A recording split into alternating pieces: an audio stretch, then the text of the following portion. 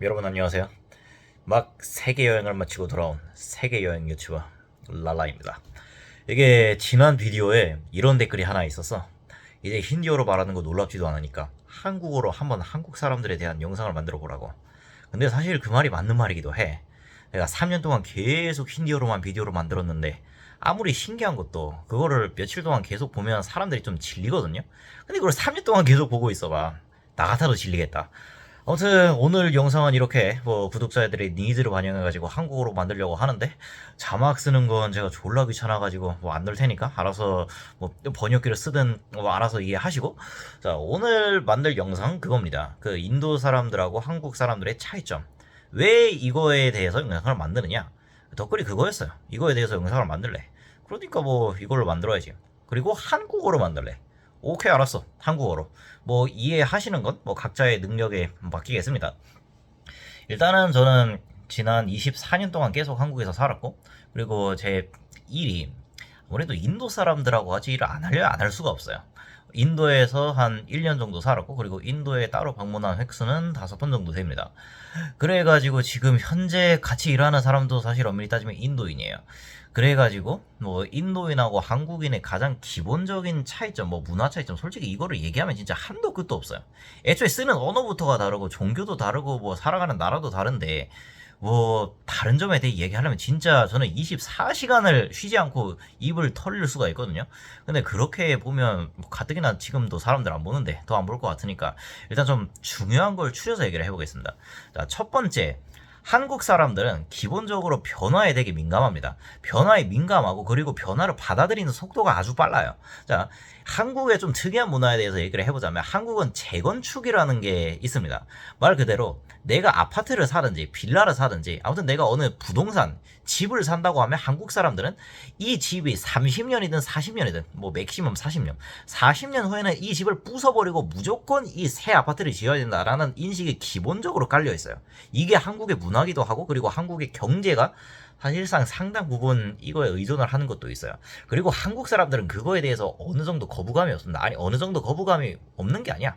사실 한국 사람들이 98%는 우리 집이 재건축 대상이 되기를 바라고 있어요. 왜? 한국 사람들은 기본적으로 뭔가 오래된 거, 약간 조금 구식에 박힌 거, 탈피한 거, 그거에 대해서 탈피하고 싶은 경향이 강합니다. 이게 제가 어디서 느껴지냐면 한국은 문화가 변하는 속도가 있잖아요. 특히 우리가 사회에 있는 그런 생각들, 사회적 사람들의 인식, 그게 변하는 속도가 빨라도 너무 빨라요. 2016년에 제가 한국을 떠나서 인도에 갔는데 2016년의 한국 분위기랑 그리고 2023년의 한국 분위기랑 정말 이게 같은 나라가 맞나 싶을 정도로 가끔 다릅니다. 자, 일단 이거를 확실하게 알 수 있는 부분이 한국의 명절에 우리나라 사람들이 지내는 제사라는 거에 대해서 한번 얘기를 해볼게요. 자, 제사는 10년 전까지만 하더라도 이게 조금 힘들긴 하지만 그래도 의무적으로 지내야 된다라는 인식이 강했어요. 한국 사회상. 아, 그래도 명절인데 조상님 모셔야지, 이런 생각을 대부분의 사람들이 하고 있었다 이겁니다. 근데 지금 10년이 지나고 지금 보면 제사를 하는 사람은 진짜 거의 뭐 어디 시골 아니, 요즘에 시골 사는 사람도 안 한다고 하고, 우리 같은 나이에 젊은 사람들, 그리고 저보다 뭐 10살 더 많은 30대 40대 그런 분들도 이제는 그냥 거의 안 하려고 합니다. 그리고 심지어 이제 거의 앞으로 5년 정도 더 지나면 이게 사라질지 안 사라질지 저는 그거에 좀 의문이 들어요. 왜? 이미 많은 사람들이 안 하고 있고, 이제 한국 문화에서 추석이나 설날 같은 이런 한국의 고유 명절 같은 거는 사실 물론 자신의 부모님을 만나러 가는 한국 사람들도 많이 있어요. 고향집 가고 그런 사람들 많이 있어요. 근데 일단 20대 30대들 사이에서 그 명절의 의미는 고향에 가는 것보다는 해외여행을 가는 의미가 사실 더 큽니다. 진짜예요. 이제 10년 전에 고향 갔다고 지금 10년 전, 뭐 10년 후에도 고향에 간다, 뭐 10년 전에 제사 지냈다고 지금 제사 지낸다, 이런 사고방식이 한국에는 기본적으로 없습니다. 반면 인도는, 물론 인도도 발전의 속도가 되게 빠르긴 하지만 사람들의 사고가 변하는 속도는 정말 느려요. 자, 예를 들면 인도 사람들, 뭐 여러분 축제 뭐예요? 홀리, 디왈리 이거 다 하잖아. 인도 안 하는 사람 없잖아. 자, 홀리랑 디왈리를 지금 내 영상 보는 구독자분들이 대부분이 나이가 한 10세에서 30세 뭐 이 사이 정도 되는데, 여러분이 태어나기 전부터 여러분의 할아버지 할머니가 이렇게 홀리 때 색깔을 던지고, 그리고 디왈리 때 이렇게 뭐 등불을 밝히고 이걸 했고, 지금 여러분이 어릴 때, 여러분이 어렸을 때 한번 기억해 보세요. 했잖아. 그것도 했고, 그리고 지금 인도 사람들이, 물론 인도도 많이 현대화가 됐지만, 그렇다고 지금 인도 델리 뭄바이 콜카타 사람들이 그 축제 때 그거 안 합니까? 하잖아. 똑같이 해요. 근데 한국은 이 사회 사람들의 생각이 변하는 속도가 너무나도 빨라가지고, 이게 문화든 한국의 전통이든 뭐든 그거는 가리지가 않습니다.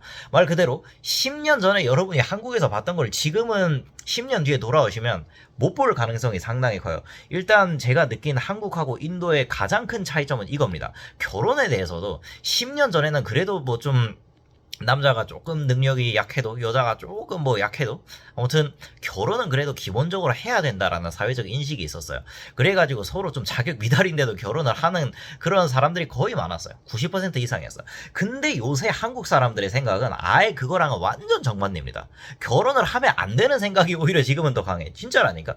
결혼을 하지 말고 혼자 사는 인생이 더 갓생이다. 말 그대로 갓생이라고 하면 그걸 뭐 힌디어로 뭐라고 해야 되나, 아다르시 집안이라고 할 텐데, 더 좋은 인생이다라는 생각을 가진 사람이 사실상 제 나이 때는 거의 대부분이라고 할 수 있습니다. 자, 이게 첫 번째 가장 큰 차이점이고, 그리고 두 번째 차이점은 뭐냐면, 인도 사람들은 인도 내로 여행하는 걸 좋아하지만 한국 사람들은 거의 무조건 해외여행을 선호해요. 자, 이거에 대한 이유는 두 가지가 있습니다. 첫 번째, 한국 사람들이 왜 이렇게 해외여행을 좋아하느냐.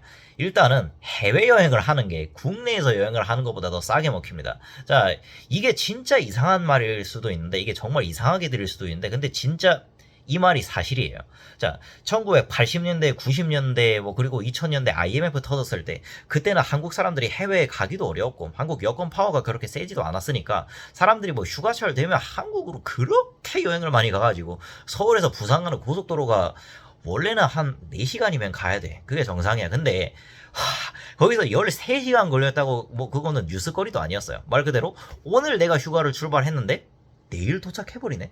한국 같은 작은 나라에서 그게 일상이었습니다. 자, 근데 이게 한국에 되게 유명한 유튜브 슈카월드라고 하는 그런 사람이 있는데, 그 사람이 올린 영상 중에 아주 재밌는 게 하나 있었습니다. 그 한국의 정부의 공식 통계에 따르면 한국 인구 5천만 명 중에서 2,500만 명이 해외여행 경험이 있대요.